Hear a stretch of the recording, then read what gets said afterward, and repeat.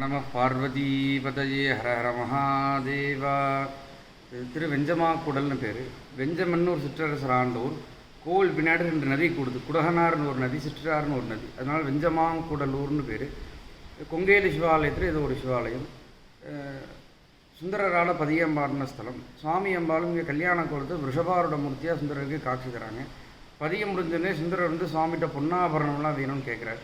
உடனே சுவாமி அம்பாலும் கிழவன் கிழவியாக உருமாறி விநாயகரையும் முருகரையும் சிறு குழந்தையாக்கி பக்கத்தில் கிராமதேவி இருக்குது பொன்பரப்பை அம்பாள்னு. அந்த அம்பாள்கிட்ட அடகு வச்சு பொன் வாங்கிட்டு வந்து சுந்தருக்கு பரிசு கொடுத்ததா வரலாறு. இங்கே சுவாமி பேர் கல்யாண விக்ருதீஸ்வரர். மங்களங்களை தரக்கூடிய சுயம்புமூர்த்தியாக உள்ளவர் நடத்தும். அம்பாள் பேர் மதுர சுபாஷினி, இனிமையாக பேசுபவள் நடத்தும். தமிழில் பன்னையர் மொழி எம்மை அப்படின்னு பேர். அருணகிரிநாதர் திருப்பூர் பாட்டியிருக்கார் இங்கே முருகரை பற்றி. இங்கே முருகரும் சூரசம்மாரத்துக்கு முற்பட்ட க்ஷேத்திரமாக அங்கே இருக்கார். இங்கே சுந்தரர் பதியம் பாடுறப்ப கடைசியில் இந்த பதியத்தை பாடுறவங்க சிவலோகத்தில் இருப்பது திண்ணமன்றே அப்படின்னு சொல்லி முடிக்கிறார். இந்த பதியத்தை பாடுறவங்களுக்கு சுவாமி கண்டிப்பாக சிவலோகம் உண்டு அப்படிங்கிற மாதிரியும் இதில் சொல்லியிருக்கார். திரு வெஞ்சமாக்குடல்னு ஒரு பேர் இருக்குது. விகிருதயம் பதி அப்படின்னு ஒரு பேர் இருக்குது. சில பேராலும் அழைக்கப்படுது.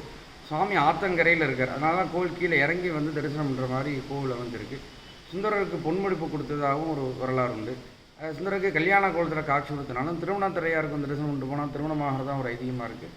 சுந்தரருக்கு பொன்முடிப்பு கொடுத்தனாலையும் பண கஷ்டம் அது மாதிரி நிவர்த்தி ஆகுறது ஒரு ஐதீகமாக இருக்குது. மாசி மகத்தில் பிரம்மோற்சவம் நடக்கும். அன்னாபிஷேகம் விசேஷமாக நடக்கும். எந்த ஊர் பக்கத்தில் இருக்குது? கரூர்லேருந்து மதுரை பைபாஸில் 22 கிலோமீட்டரில் இருக்குது. அரவக்குறிச்சிக்கு முன்னாடி 4 கிலோமீட்டருக்கு முன்னாடி